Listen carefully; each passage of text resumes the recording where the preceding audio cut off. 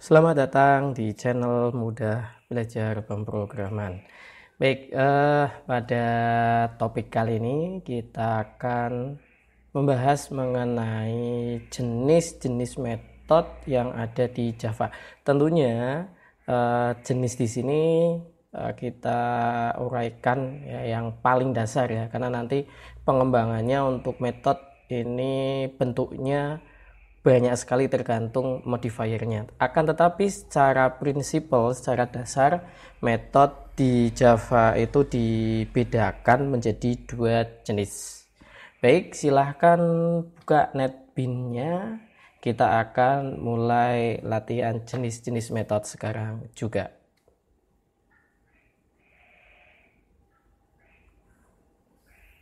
Baik, kita mulai saja langsung. Kalau kemarin kita sudah membuat beberapa metode beserta parameternya.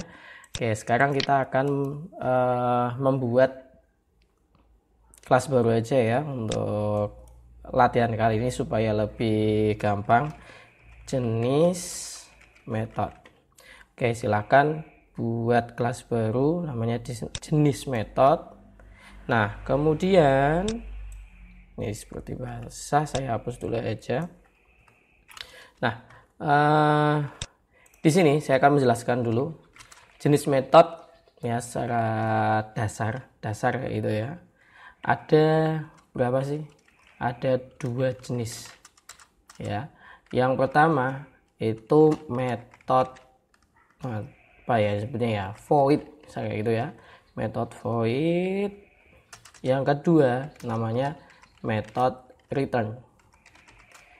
Nah, metode void ini kadang juga disebut sebagai metode yang tidak mengembalikan nilai, sedangkan metode return ini metode yang mengembalikan nilai. Nah, maksudnya apa? Nanti kita bahas ya. Kemudian metode void ini kalau di bahasa pemrograman prosedural itu disebut juga sebagai prosedur ya. Sedangkan metode return biasanya kalau di dalam pemrograman prosedural itu disebut sebagai function. Nah, gini ya. Nah, ini merupakan jenis metode dasar. Nah, untuk struktur metodenya seperti apa? Sama sebenarnya. Tetapi bedanya di mana? Nanti di bagian tipenya. Kalau kemarin di video tutorial sebelumnya kita sudah membuat beberapa metode ini kan ya. Ini merupakan jenis metode void atau tadi ya yang bentuknya prosedur atau tidak mengembalikan nilai. Nah, untuk yang mengembalikan nilai kita belum buat gitu ya. Nah, kita buat aja langsung. Kita bikin main metodenya, public static void main. Oke, kemudian kita coba bikin yang pertama, yaitu metode void, sama kayak kemarin ya. Di pertemuan sebelumnya, pertemuan kayak kuliah, di pembahasan sebelumnya gitu ya, kita pakai ini ya, modifier void untuk mengindikasikan bahwa metode yang akan kita buat jenisnya void atau metode yang tidak mengembalikan nilai. Misalkan kita mau membuat void misalkan jenis apa ya, jenis rumus. Nanti mau kita bikin coba hitung-hitungan ya, jenis rumus. Kemudian di sini misalkan string rumus ya, jenis rumus apa misalkan nanti kita bikin bangun datar kayak gitu ya, dan bangun ruang. Nah, void jenis rumus. Nah, di sini misalkan kita cetak biasa aja, rumus untuk menghitung apa kayak gitu ya, plus jangan lupa parameternya rumus. Oke, nah kemudian yang kedua kita mau buat metode jenis yang return atau yang mengembalikan nilai. Nah, di sini kita tidak menggunakan void, tetapi kita menggunakan tipe-tipe data yang kita gunakan seperti menggunakan variabel. Nah, makanya disebut tadi kan ya di sini ya, metode return ini mengembalikan nilai. Kenapa? Karena metode itu punya nilai seperti layaknya variabel. Yang ini ya. Jadi metodenya juga menjadi variabel. Jadi dia dua tugas kayak gitu ya. Selain melaksanakan uraian-uraian tugas, dia juga menyimpan data. Tapi kalau metode void, dia tidak menyimpan data. Dia hanya melakukan uraian-uraian tugas saja di dalam metode itu ya. Statement-statementnya dikerjakan aja. Udah. Kalau metode return itu nanti selain mengerjakan tugas-tugas yang ada, dia juga menyimpan datanya. Kayak gitu. Nah, makanya di sini kita butuh tipe data untuk menyimpan sesuatu di dalam metode itu, layaknya variabel. Misal contoh nih, misalkan untuk rumus-rumus bangun datar tadi yang saya sampaikan ya, itu kan biasanya menghitung nilai-nilai yang bisa jadi ada desimalnya kayak gitu ya. Nah, makanya di sini kita bisa menggunakan double ya, double misalkan rumus bangun datar apa ya, misalkan rumus balok itu 3D ya, 3 dimensi atau volume bangun gitu ya, bangun ruang. Kalau bangun datar itu apa ya, persegi gitu aja ya, persegi panjang deh, persegi panjang. Oke, kemudian kita tulis di sini isi rumus dari persegi panjang itu apa. Biasanya kan rumus persegi panjang itu ya panjang kali lebar gitu kan ya. Nah, misalkan di sini kita kasih parameter double P sama koma atau PJG gitu ya, panjang double LPR ini. Nah, di sini rumusnya itu adalah panjang kali lebar. Kita bisa menggunakan variabel lagi di sini ya, misalkan double luas PJG kali LBR kayak gini ya, bisa. Kemudian nah di sini seperti yang saya bilang awal kayak gitu ya, saya sampaikan awal, namanya metode return. Kenapa? Karena nanti di dalam metode itu sendiri ada statement return, ada keyword returnnya, makanya dinamakan metode return. Nah, yang di return apa di sini berarti luas. Nah, kayak gini ya, return luas. Jadi ciri khasnya nih ya, kalau untuk metode jenis void ya, di sini ada keywordnya void. Mesti itu jenisnya void, nggak bakalan enggak. Nah, kemudian kalau metode untuk yang return, ciri khasnya apa? Di dalamnya pasti ada return, dan untuk penamaan metodenya tidak ada voidnya. Tidak ada voidnya. Karena di sini bisa jadi double, int, string, ataupun tipe-tipe nanti yang lainnya. Kayak gitu ya. Nah, kalau void bisa dikasih return enggak sih? Ya, jawabannya nanti bisa saja dikasih return dengan struktur kontrol tertentu. Tapi itu nanti ada materi sendiri. Akan tetapi ciri khasnya tadi ya, kalau metode void, ingat di sini ada keyword void, itu pasti. Ya. Dan kalau untuk keyword yang metode return, pokoknya di sini nggak ada voidnya, tapi menggunakan tipe data baik yang primitif maupun nanti yang reference. Ya gitu ya, bisa itu. Dan di sini pasti ada returnnya, pasti, untuk mengembalikan nilai. Maksudnya apa return ini? Ini sebenarnya sama halnya dengan kayak gini. Misalkan kita deklarasikan variabel double luas, ini ya. Misal luas sama dengan panjang kali lebar. Ini tuh kurang lebihnya sama kayak gini. Ya, jadi ini abaikan dulu aja ya. Ini sebenarnya apa ya, kayak ilustrasi aja. Jadi metode rumus persegi panjang ini sama halnya dengan luas, atau gini aja deh. Nah, tulis kayak gini aja. Nah, ini sebenarnya ini ya, double rumus persegi panjang itu kan menyimpan data ini kan ya, panjang kali lebar ya, sama halnya dengan metode yang ada di bawah ini. Jadi rumus persegi panjang ya, sorry sebentar ya, ini saya tulis model camel case yang kayak gini aja, nanti kayak kelas nulisnya.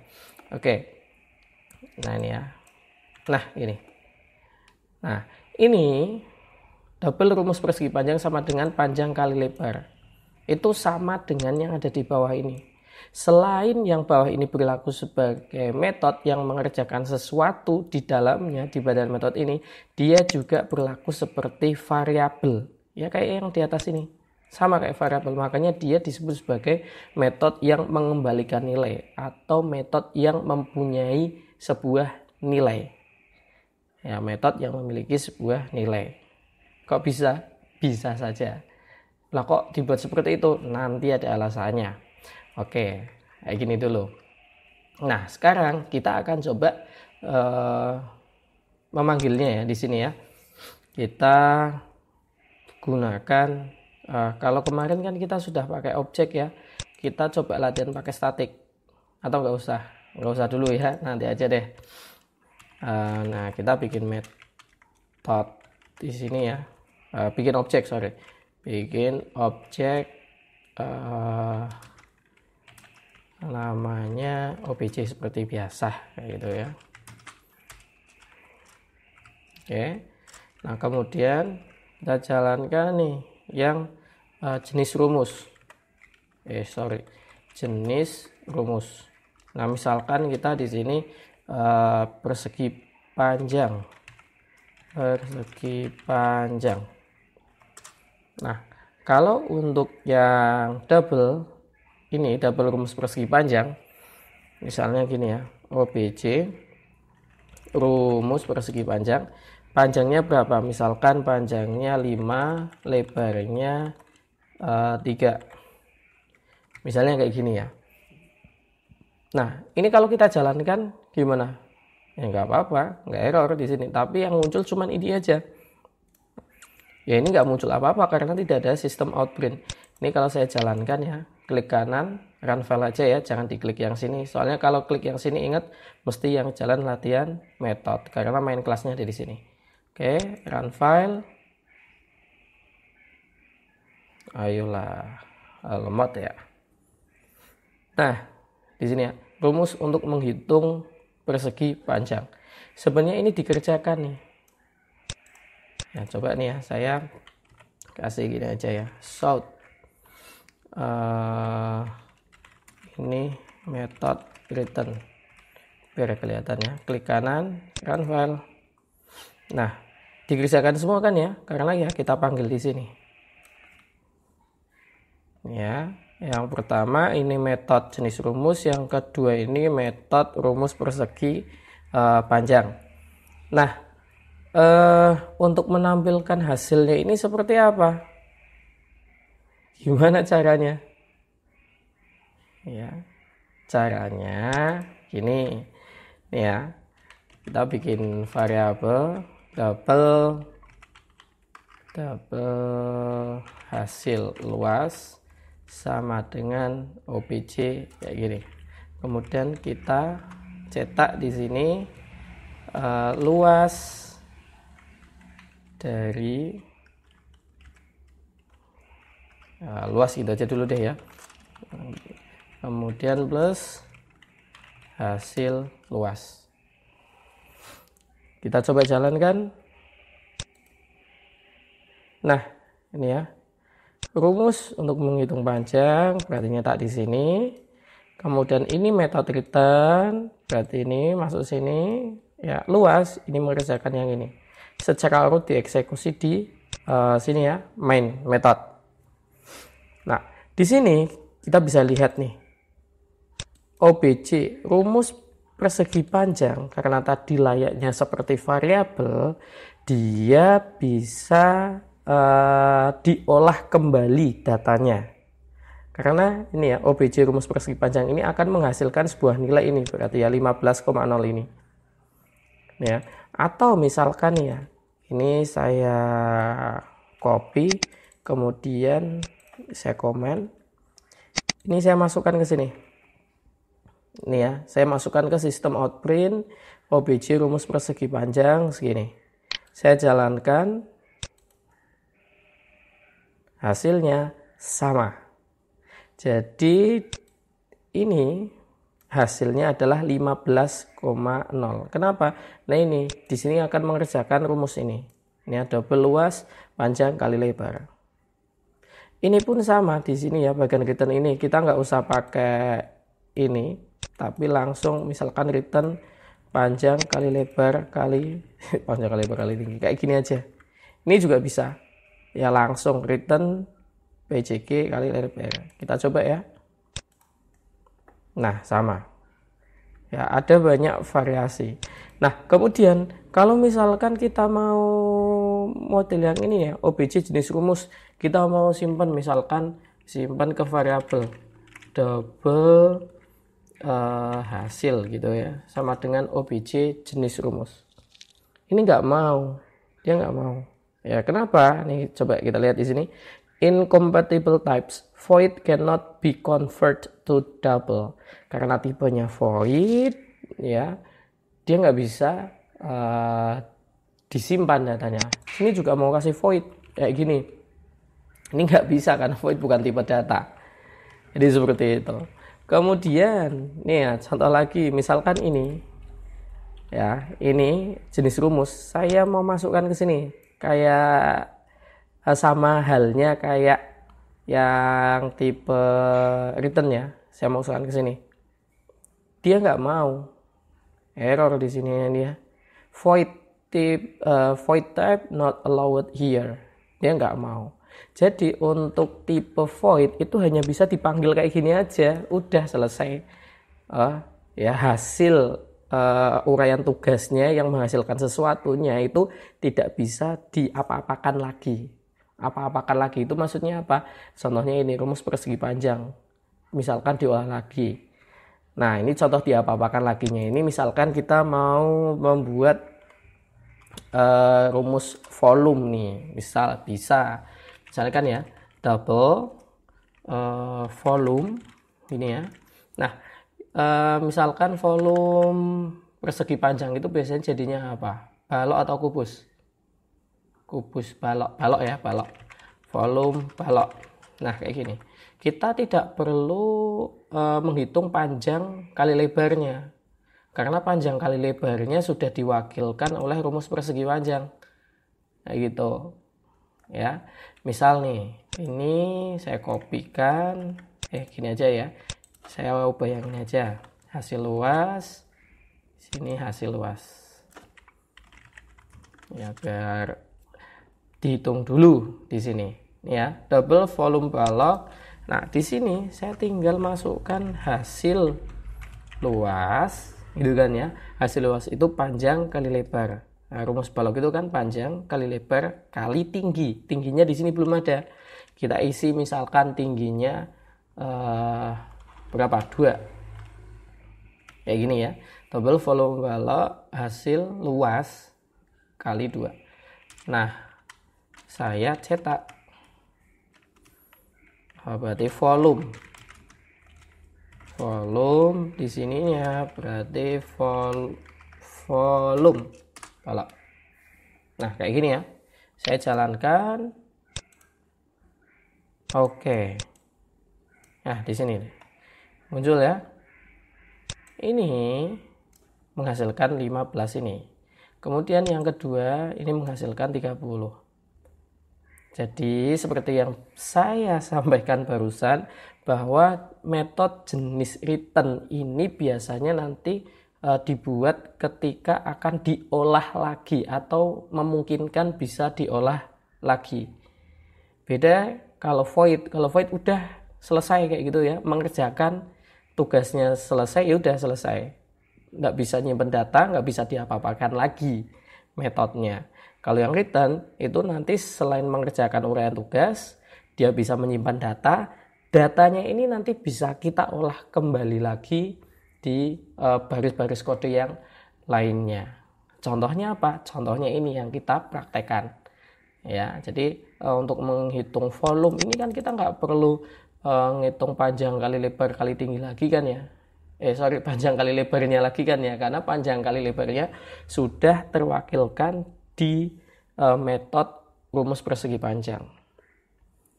Ya, jadi kurang lebihnya sih seperti itu ya untuk penggunaan dan perbedaan dari kedua jenis metode ini. Nah, kemudian pertanyaannya adalah kapan saatnya kita menggunakan metode yang void, kapan saatnya menggunakan metode yang jenis return. Nah, ini sebenarnya nanti tergantung dari experience atau pengalaman masing-masing programmer ya.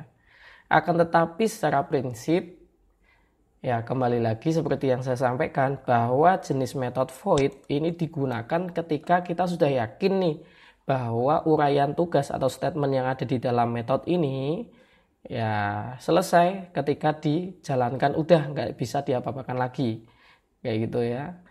Tapi ketika kita mau membuat sebuah function di mana function atau metode itu bisa dioperasikan lagi, diolah lagi, berarti kita harus menggunakan jenis yang return. Jadi seperti itu. Contohnya ya ini, kayak gini ya. Kalau yang void misalkan kita gunakan untuk apa ya? Ya misalkan untuk proses output saja kayak gini ya, output saja kayak gitu, itu mungkin bisa pakai yang jenis void ya, ataupun uraian tugas yang tadi nggak perlu diolah kembali, itu pakai void. Nah biasanya kalau nanti urusannya sama algoritma, urusannya sama hitung-hitungan, baik itu aritmatika maupun hitung-hitungan yang jelimetnya minta ampun, itu biasanya pakai yang tipe return ya, supaya nanti bisa diolah kembali sesuai dengan kebutuhan yang ada. Gimana? Paham atau mubeng ya? Ya, jadi itulah memang ya untuk jenis metode yang ada di Java ini. Ini masih sederhana, masih dasar banget ya gitu ya untuk membedakan jenis metode. Kalau teman-teman semua sudah bisa membedakan dua jenis metode ini, nanti kedepannya akan gampang. Tetapi kalau misalkan teman-teman semua belum paham nih ya mengenai dua jenis metode ini, ya saya sarankan teman-teman latihan dulu ya, silahkan bisa searching googling banyak kayak gitu ya untuk jenis-jenis metode ini, dipraktekkan aja, pokoknya dipraktekkan, kemudian dianalisa, dilihat ya kira-kira ini penerapannya gimana sih kalau yang void, gimana sih kalau yang return ya gitu. Jadi diulang-ulang kalau belum paham ya. Jadi kurang lebihnya seperti itu untuk pembahasan topik kita kali ini. Misalkan teman-teman semua ada yang mau ditanyakan dari pembahasan kita kali ini, silakan berikan komentar di bawah. Jangan sungkan-sungkan, langsung aja. Baik, seperti itu ya. Nantikan pembahasan materi-materi Java dasar yang lainnya lagi. Sampai jumpa. Bye-bye.